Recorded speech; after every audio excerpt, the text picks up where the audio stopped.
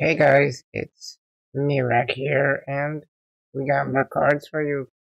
This will be part 3 of my card review.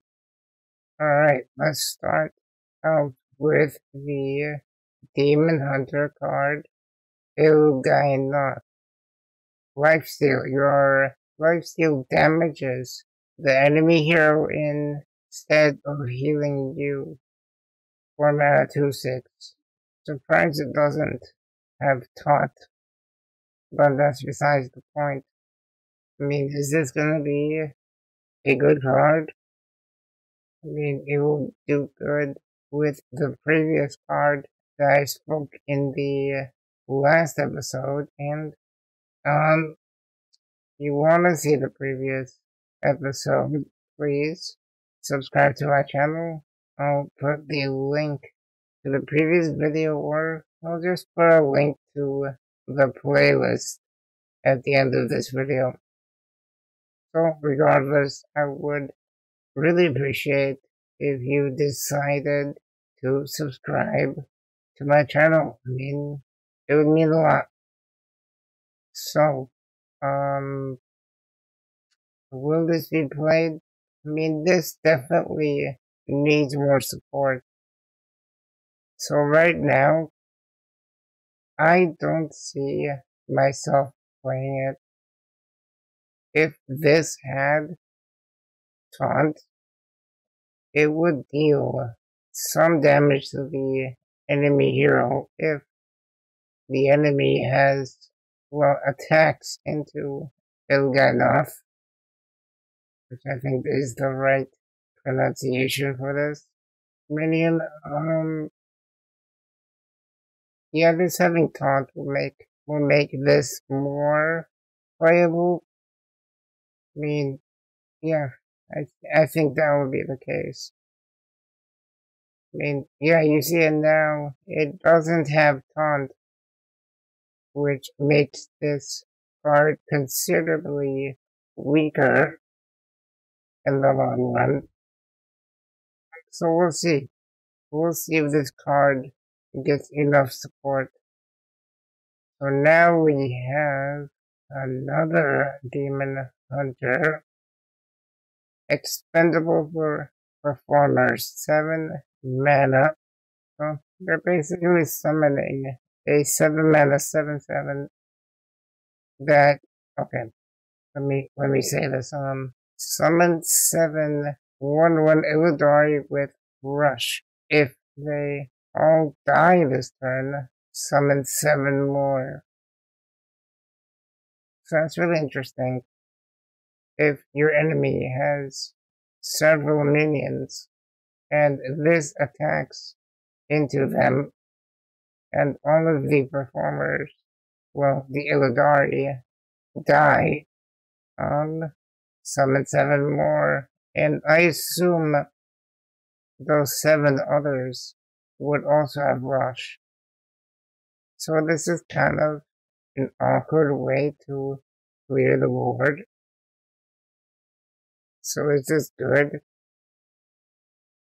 7 mana is a bit pricey for what this card does, except at the same time, it might be the correct cost. It's hard to really determine how good this is. So this is just another we will see card. This might be really weak, or this might be really strong. Some time will tell. Right now, it might be on the fringe of being good. So another card. Well, we're gonna have 7 more cards. So the next card is Renowned Performer, Rush, Death Rattle. Summon 2 1/1 assailants with taunt. 4 mana 3/3 Rush.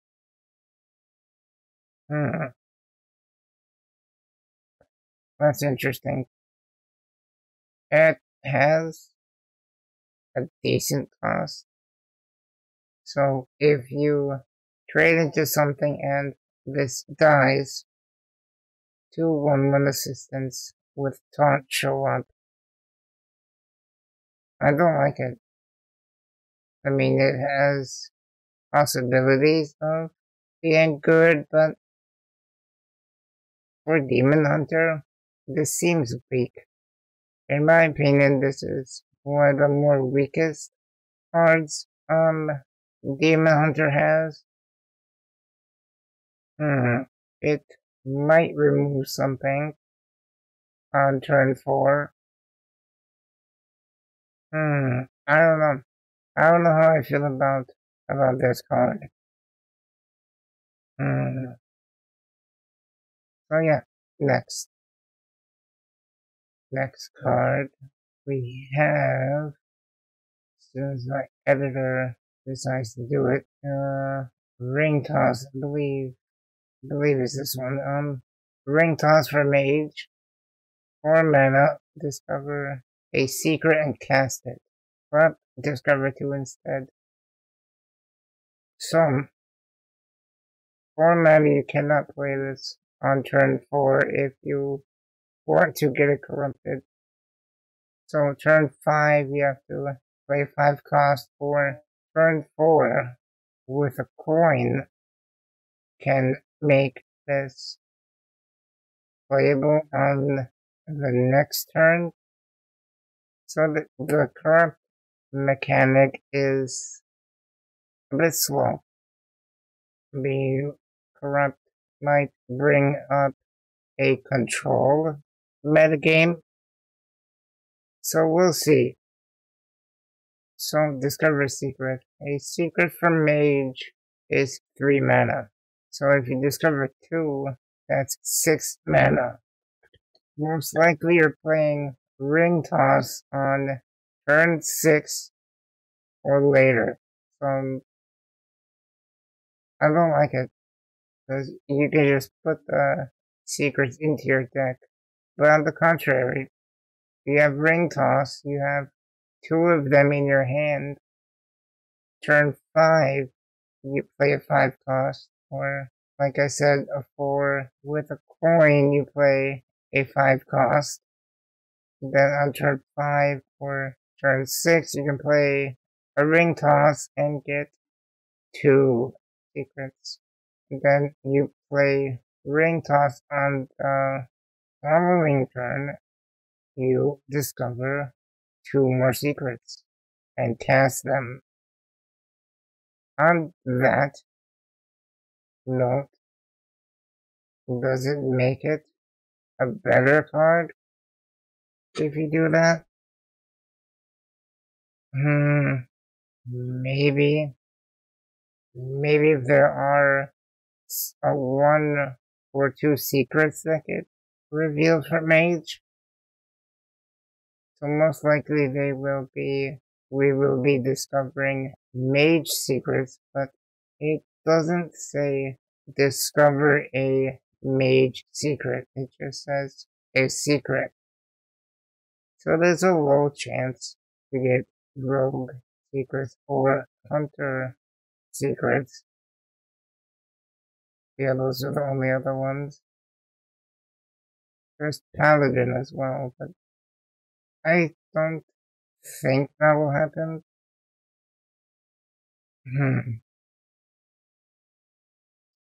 I'm on the edge of this. It's potential to be really good. So this was 3 mana. This would make this a good card for mage.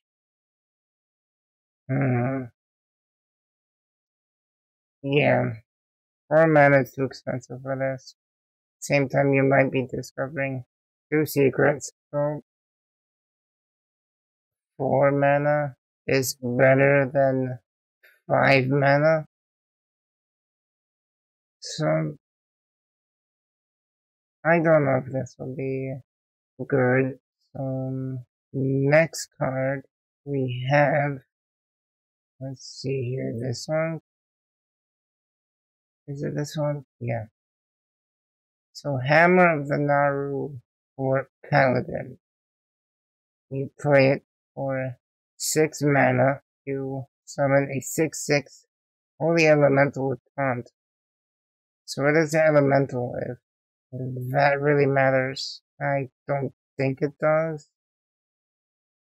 It might? I don't know. So there's a way to get a thing that has your next battle cry cast twice.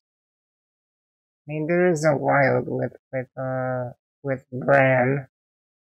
There isn't something like that in Paladin in Standard.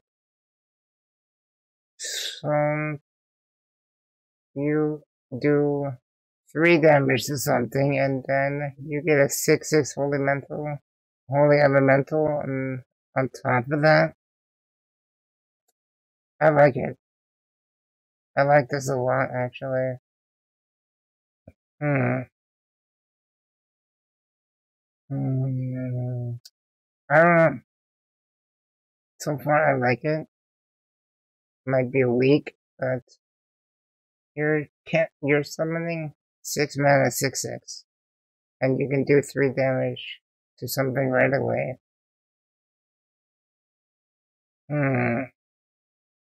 You know what? I like it. It's good. So far, it's good.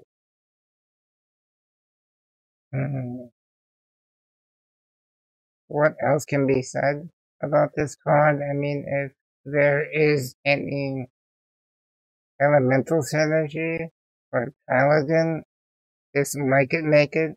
This might could make it. Yeah, that's a word. This might make it better if there is some sort of elemental synergy in Paladin, which I don't think there really has been an elemental synergy with Paladin, but this might make it a thing. So I like it. It's a good card. So now we have another card. We have 4 other cards to discuss here. So Prize Plunderer, a rogue pirate, if that matters, combo. Deal 1 damage to a minion for each other card you've played this turn. What?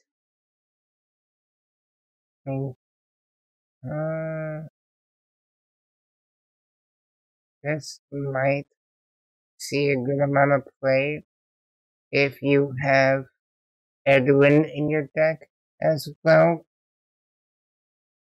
So this card would be played prior to Edwin. So Edwin is 2 mana, so this would be 3 mana. Or would it be the other way around? Would you play Edwin first, then Plunderer? On turns like that, this might make this a really good card. It might be nerfed to 2 mana, or possibly 3 mana, if this is a ridiculous card with Edwin, but it is dealing damage to a minion. So that balances it out. I mean, if it was deal 1 damage to an enemy for each other card you played this turn, this would definitely be nerfed in less than a week. But since it's just a damage to a minion, that, well, I mean, it will significantly make this weaker. I mean, say your opponent has a really big minion and you play a lot of cards, like a lot of 0 cost, coin, Edwin, backstabs. I mean, 1, 2, 3, 4, 5, 6, maybe 7 damage. 8, 10 damage. I don't know. It's decent. Is it gonna see a lot of play? I mean, we'll see. We will see for sure. So, this is good. I like it. Is it strong? I mean, we will see. So now we have a hunter card. Don't feed animals. Give all beasts in your hand +1/+1, correct. Give them +2/+2 instead. So, I don't really like this card. The corrupt mechanic might make this okay, because it is just 2 mana. So you're playing this on turn 3 with the coin. No, wait. So you're on turn 2, you have a coin and play a 3-cost minion. And then the next turn you play this. I mean, you really want to play this later in the game, like turn 6 and afterwards, because you want to give this as much value as you can. So the optimal thing is you have both don't feed animals in your hand, and then you play a 3-cost once those two are in your hand. You play a 3-cost, and the following turn you play both don't feed animals. So say you have 10 cards in your hand. 2 of them are don't feed animals, and 8 cards are beasts in your hand. That's giving them, well, the value of your hand would be +16/+16. That's like the most ridiculous this can be. Of course, that value would be spread across 8 minions. So, is this gonna see play? Maybe. It's gonna be competitive.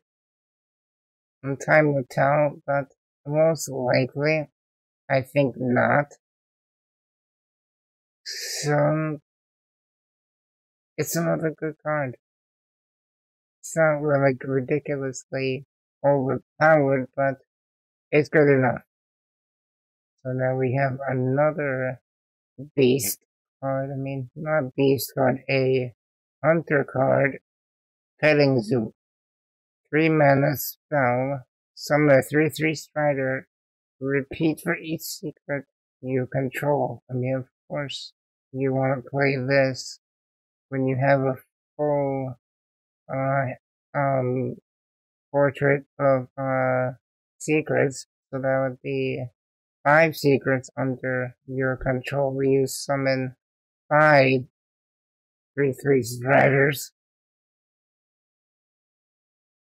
I mean, sure, that's like the most value you can get off of this, but I would really like if the striders have rush. But if they had rush, this would possibly be a 5 mana card. But they don't have rush. They don't have taunt aegis. Striders are confirmed to be beasts as well. So, does that really change anything? I mean, you can put Broom in that deck, and the Striders would have Rush. Something like that would make this insane. Like, you have 2 Penningses in your deck, you also have 2 brooms in your deck and your deck is full of secrets, this might be a deck because of Pailing Zoo and Broom. That would really make this strong. Because for 4 mana you're essentially casting, well, summoning at least 2 or 3 or possibly 4 3/3 striders. Then you play the Broom and they the Striders of Rush. That can actually be viable. It'll definitely be a fun deck to test around and play with. You know what, this might be the first deck I make when Faire comes out in about 2 weeks. Less than 2 weeks, actually. About 2 weeks, yeah. So, it's really good. I'm gonna like this card a lot. So now the final card to be reviewed today will be a deep rock. I'm surprised it's not a demon. Is that a mistake? I mean, it sure looks like a demon. 3 mana, 3/3 battle cry. Destroy mana crystal for both players. How is this good? Not being a demon makes this not a good card. Not being a demon makes this a 5. Make it an irrelevant card. Irrelevant rascal. That's what it should be called. Makes it 2. Because it's just irrelevant. It's not gonna be good. I don't like it. Anyways, on that note, that would be it for this review. So if you like this content and you want to see more, please don't forget to like the video. And if you want to support me further, click on that sub button. It would help me a lot. So until then, I'll see you next time.